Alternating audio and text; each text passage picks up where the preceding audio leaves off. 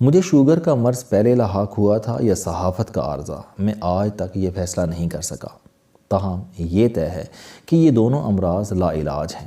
انسان جس طرح ایک بار صحافی بننے کے بعد تا حیات صحافی ہی رہتا ہے، خواہ وہ کتنا ہی سمجھدار اور تجربہ کار کیوں نہ ہو جائے، بالکل اسی طرح آپ اگر ایک بار شوگر کے مریض بن گئے تو پھر آپ قبر تک اس سے جان نہیں چھڑا سکتے۔ میں بھی یہ سمجھتا تھا، مگر میں آج شوگر کے عالمی دن پر یہ جسارت کر رہا ہوں کہ میں نے اس مرض کو کم از کم 80% کنٹرول کر لیا ہے۔ گو میرے دوست گرو زاہد عرفان اور ڈاکٹر خالد جمیل دعویٰ کر رہے ہیں کہ میں 100% نان ڈائبیٹک ہو چکا ہوں، مگر میں خوف یا شوگر سے محبت کی وجہ سے اپنے آپ کو 20% کا مارجن دے رہا ہوں۔ میری رپورٹس ماشاءاللہ 100% ٹھیک ہیں۔ شوگر کا 3 مہینے کا ٹیسٹ HbA1c 1 سال سے 5.7 ہیں۔ خون کے باقی تمام ٹیسٹ بھی شاندار ہیں اور میں اس وقت عملاً 0 میڈیسن ہوں، اور میں اللہ کے لاکھ کرم سے کسی قسم کی کوئی دوا استعمال نہیں کر رہا، اور 54 سال کی عمر میں 25 سال کی عمر سے بہتر زندگی گزار رہا ہوں۔ سوال یہ ہے کہ میں اس لیول پر کیسے آیا؟ یہ ایک طویل داستان ہے، اور میں یہ داستان آپ کو اس نیت سے سنا رہا ہوں کہ شاید آپ میری طرح اس مرض کو شکست دے لیں، آپ بھی شاید اللہ کے کرم سے ایک صحت مند زندگی گزار سکیں۔ میں اپنی داستان 1993 سے سٹارٹ کرتا ہوں۔ میں شوگر کا مریض ہوں، مجھے یہ اطلاع 1993 میں ملی تھی۔ میں اس وقت 25 سال کا نوجوان تھا اور مجھے عین جوانی میں یہ مرض لاحق ہو گیا۔ میں کیونکہ فطرتاً ضدی انسان ہوں، کامیابی یا موت میرے سامنے بس 2 ہی آپشن ہوتے ہیں، چنانچہ میں نے شوگر کے خلاف جہاد شروع کر دیا۔ میں نے بھی دنیا کے 90% مریضوں کی طرح شروع میں ادویات لیں، لیکن مرض کنٹرول نہ ہو سکا، چنانچہ انسولین شروع کر دی۔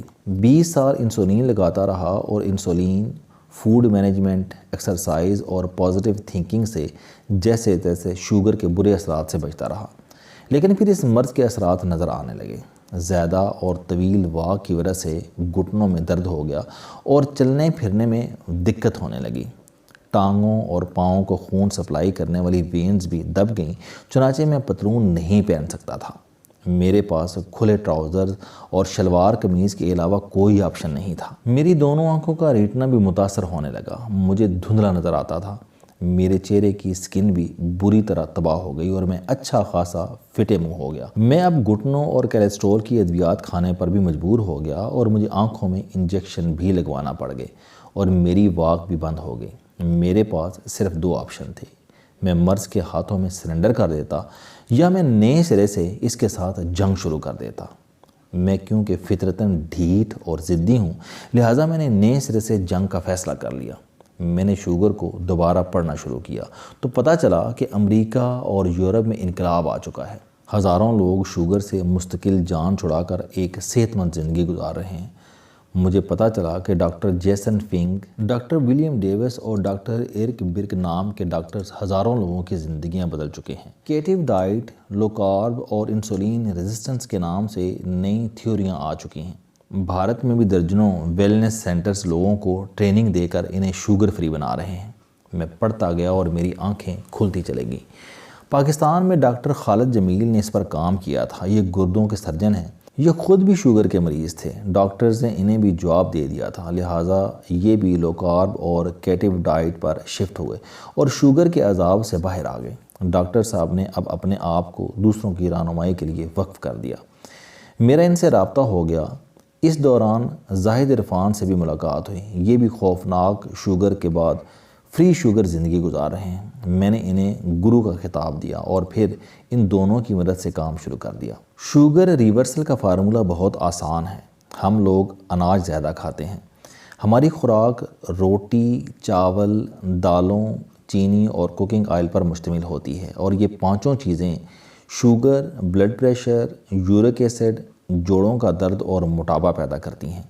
اور آپ اگر ان کے ساتھ سگریٹ نوشی بھی کرتے ہیں یا شراب پیتے ہیں تو پھر آپ کے بچنے کے چانسز نہ ہونے کے برابر ہو جاتے ہیں۔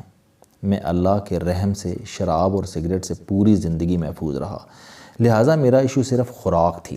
میں نے روٹی، چاول، چینی، دالیں اور کوکنگ آئل چھوڑ دیا اور خود کو سبزیوں، گوشت، مچھلی، انڈوں، دیسی گھی اور تازہ پھلوں پر شفٹ کر دیا۔ میرا جسم اس تبدیلی کے لیے تیار نہیں تھا، لہٰذا میرا وزن تیزی سے گرنے لگا۔ میرا وزن 2 ماہ میں 13 کلو کم ہو گیا اور میں دیکھنے والوں کو بیمار دکھائی دینے لگا۔ میں خود بھی گھبرا گیا، لیکن جب ٹیسٹ کرائے تو وہ تمام شاندار تھے۔ چنانچہ میرے پاس اس کے بعد 2 آپشن تھے، میں صحت مند دکھائی دوں یا پھر صحت مند ہو جاؤں۔ میں نے دوسرا آپشن لے لیا اور کسی تنقید کی پرواہ نہیں کی، اور یوں میں 6 ماہ میں نان ڈائبیٹک بھی ہو گیا اور میرے گھٹنوں کا درد بھی ختم ہو گیا، آنکھیں بھی ٹھیک ہو گئیں اور میں 20 سال چھوٹا بھی دکھائی دینے لگا۔ میں آج نہ ہونے کے برابر انسولین لگاتا ہوں، یہ نہ بھی لگاؤں تو بھی کوئی فرق نہیں پڑے گا، لیکن کیونکہ 22 سال سے انسولین لگا رہا ہوں اور میری باڈی کو اس کی عادت پڑ چکی ہے، لہٰذا میں تھوڑی سی یونٹس لگا کر خود کو مطمئن کر لیتا ہوں۔ ایکسرسائز کرتا ہوں، کم کھاتا ہوں، نیند پوری لیتا ہوں، خوش رہنے کی کوشش کرتا ہوں اور اللہ کی نعمتیں گن گن کر اس کا شکر ادا کرتا ہوں۔ گرو زاہد عرفان ایک پرائیویٹ فرم میں کام کرتا تھا، میں نے اس کی منت کر کے اسے نوکری چھڑوا دی اور یہ اب مائنڈ چینجر کے ساتھ مل کر لوگوں کو ٹریننگ دے رہا ہے۔ ہمارا پیغام بڑا سادہ ہے، دنیا کی ہر بیماری کچن سے سٹارٹ ہوتی ہے اور یہ کچن ہی سے ٹھیک ہو سکتی ہے۔ آپ کا اگر وزن زیادہ ہے یا آپ بلڈ پریشر، شوگر، گردوں اور دل کے امراض کے شکار ہیں، تو آپ بس خود سے یہ سوال پوچھ لیں کہ آپ بیمار کیسے ہوئے۔